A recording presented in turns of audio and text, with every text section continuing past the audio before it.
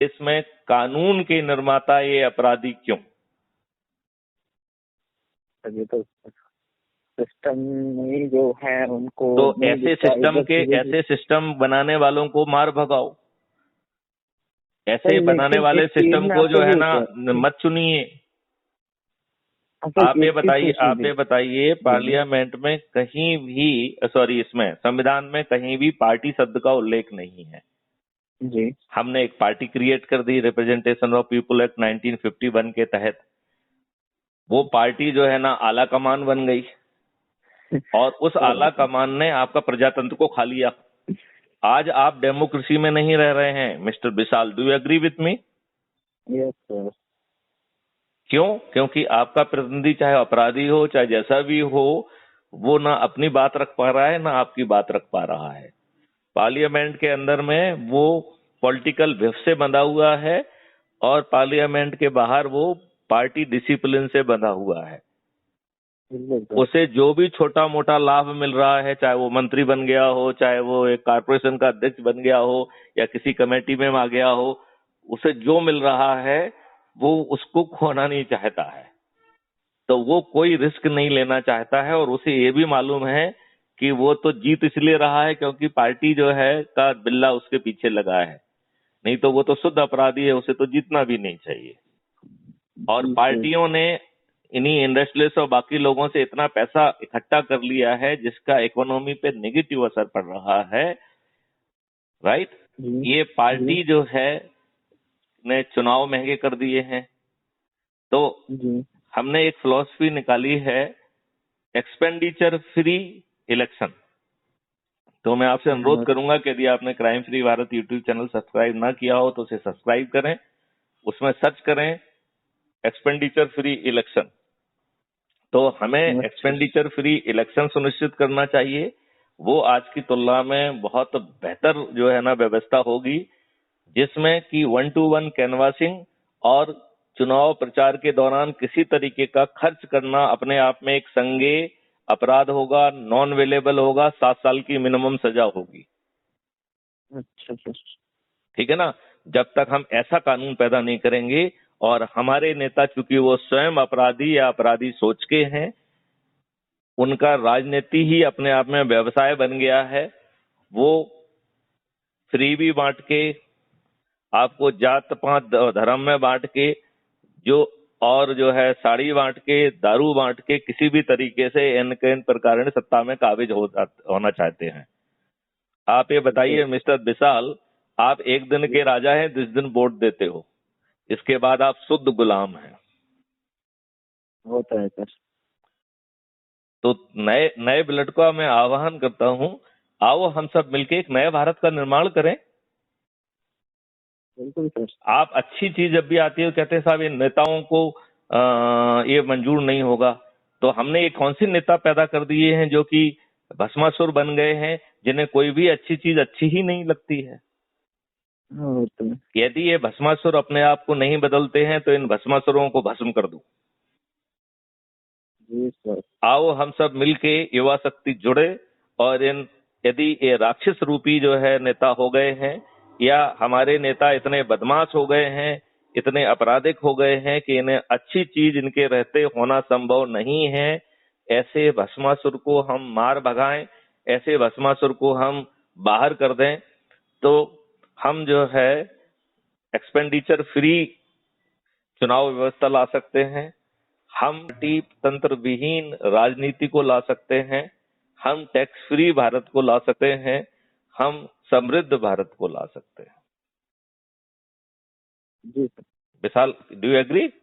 और मैं सहमति देता हूं, आप अपनी जो कर रहे हैं वेबिनार वो करिए। हम निश्चित रूप से जो है उसमें आपके आमंत्रण को स्वीकार करते हैं। ठीक है ना? Thank you sir. सर जैसा कि आपने मुझको एक चीज बताई जो कि FIR का, तो हाँ। ये सिस्टम तो अथॉरिटी देगा नहीं कि आप FIR को अपने उस पे ले सकते हो। ये हम आपको देखिए ऐसा है, हम आपको इस बारे में एक डिफरेंट सेशन करेंगे। ये वीडियो बेस्ड सिस्टम अपन करते हैं जिसमें कि अपन इसको बड़े सीरियसली डिस्कस करेंगे और आप अपने मित्रों को भी कहिए कि वो crime free Bharat YouTube channel को सब्सक्राइब कर लें, इससे रिलेटेड वीडियोस को देख लें। फिर आप लोग जो है क्वेश्चन पूछिए, हम आपके सभी क्वेश्चंस का जवाब अपन वीडियो में देंगे और उस वीडियो को भी okay sir, crime free Bharat पर अपलोड करेंगे। वो तो ठीक है ना सर, क्योंकि मैंने अब से 2 साल पहले ये मैंने प्रोजेक्ट जोनल ऑफिसर को भेजा था अपने यहाँ से। वो देखिए, ये सभी जो है डरे हुए प्राणी हैं, ये कुछ अच्छा नहीं हो सकता है। जो आप वही कह तो रहे हैं कि आज के पहले जब मैं राजनेता, बिल्कुल फ्री कर रहा था सर, हाँ, जब मैं पहले बिल्कुल फ्री ऑर्गेनाइजेशन रन करा रहा था, तब मैंने अपने यहाँ से, क्योंकि मेरे पास उस टाइम बेस्ट फॉरेंसिक एक्सपर्ट भी थे काफी, तो हम लोगों ने सर ये कहा था कि हम आपके केसेस, जितने भी केसेस है ना सर, बिल्कुल फ्री ऑफ कॉस्ट हम इनको सॉल्व करेंगे। हमें कोई नहीं, चार्ज नहीं चाहिए बिल्कुल। हम फ्री ऑफ कॉस्ट और कुछ नहीं कराना चाहते हैं। हम लोगों को धन देना चाहते हैं, हम लोगों को समृद्धि देना चाहते हैं, सर इस वही चीज देश तो को हमने समृद्ध बोली थी बनाना कि चाहते हैं। वही चीज बोली थी सर, हमने पूरा प्रोजेक्ट तैयार करके कि आपके जो केसेस हैं, हम एक पोर्टल रन करते हैं, हम उसमें आपको भी लॉगिन दे रहे हैं, हम सारी आप अथॉरिटी आपको जस्ट ए मिनट, प्रोवाइड करा रहे हैं। जस्ट ए मिनट, देखो, इस बारे में अपन बहुत विस्तार से बात करेंगे। जो अपन ने अभी बात कही है, आप crime free Bharat YouTube channel को सब्सक्राइब कर लीजिए, उसके वो तो वीडियोस को देख सब्सक्राइब है लीजिए।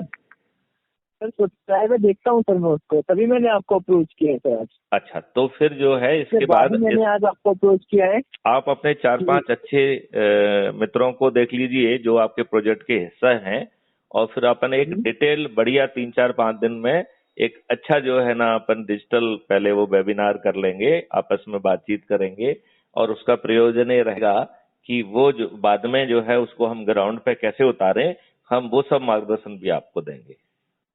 हाँ सर, आप देखो सर, वैसे तो आपके लिए जो भी पोर्टल पर डिजाइनिंग होगा वो जीसीएस आपको प्रोवाइड कर देगी सारी चीजें।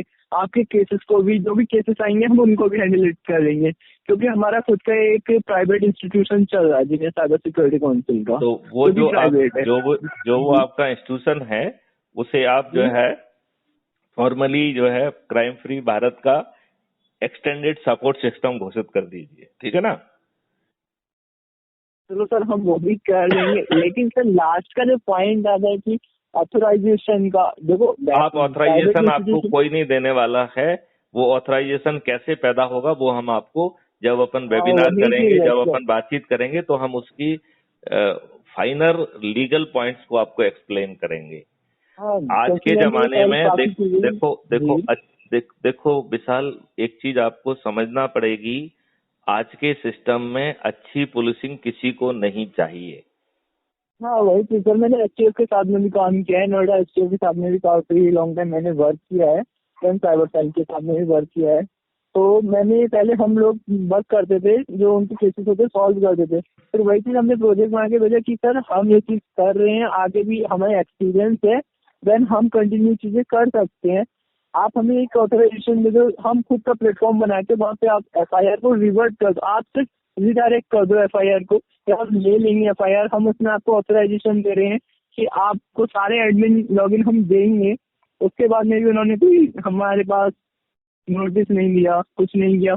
फिर हमने रिजेक्ट करके हमने कहा चलो छोड़ो, अपना प्राइवेट इंस्टीट्यूशन ही ठीक है, उसका ऑथराइजेशन ले लिया हमने गवर्नमेंट से, आईएसओ सारे कुछ ले लिए, एआईसीटी से भी अप्रूवल ले लिया। अब तो सारी चीजें हमने ले ली ये ऑथराइजेशन। बेसिकली आज की व्यवस्था में कोई भी शासकीय संस्थान जनहित के फैसले लेने के लिए स्वतंत्र नहीं है, राइट? जी सर। लिहाजा हमको ये काम संस्थागत बाहर से करना पड़ेगा, और उसके लिए सर वही हालत है ना सर। क्राइम फ्री भारत से अच्छा कोई प्लेटफॉर्म उसके लिए हो नहीं सकता है। सर चलो वो चीज हम मान दें, लेकिन फिर बाद में वही चीज आ जाता है, अभी हम व्हाइट हैट हैक करें सर, फिर वो एक क्वेश्चन है, गवर्नमेंट जो भी पार्लियामेंट में बैठे हुए लोग हैं वो मिलके एक क्वेश्चन मार्क लगा देते हैं, your organisation is a black वो हैट सपोर्टिंग। हम पुलिस को, हम सरकार को ना केवल कटघरे में खड़ा करेंगे, बल्कि हम उन्हें अकाउंटेबल भी बनाएंगे। यदि सरकार अपनी कॉन्स्टिट्यूशनल ऑब्लिगेशन को, सॉवरन रिस्पॉन्सिबिलिटी को पूरा नहीं करती है, तो हम ऐसे एविडेंस खड़ा करेंगे, ऐसा सिस्टम खड़ा करेंगे कि वो सरकार अपने आप अपने कुकृत्यों के कारण आर्टिकल 356 के तहत गिर जाएगी under failure of constitutional machinery. Vishal, आपको ये बातें हम बड़े विस्तार से समझाएंगे क्योंकि वो कानूनी दांव पेच आपको नहीं मालूम है। सब कुछ मालूम है, लेकिन कुछ चीजों से फिर वही चीज है कि कौन जाए कुछ चीजों को लेकर, क्योंकि पेंडेंसी बहुत रहती है हर जगह जगह उनको। सर मैं सीधा बोल रहा हूँ, आप पुलिस में हो और एज मुझे आपको ये बारे में काफी अच्छे से बताया, लेकिन ये चीज आपको भी बताया कि आपके हर सिटी स्टेशन में बिना घूस लिए पत्ता भी नहीं मिलता सर। मैं आपकी बात से 200% सहमत। वही चीज है। एक तो सर ये बताओ, आज जो है ये व्यवस्था चलने के बावजूद भी जो भी गलत कर रहा है उसका तो कुछ नहीं बिगड़ रहा है ना, आप ही भटक रहे हो न्याय के लिए। सर हम आगे बढ़ते हैं चीजों को लेकर, मैंने काफी चीजें की भी है, लेकिन उसके बाद में हमने कम से कम 4 से 5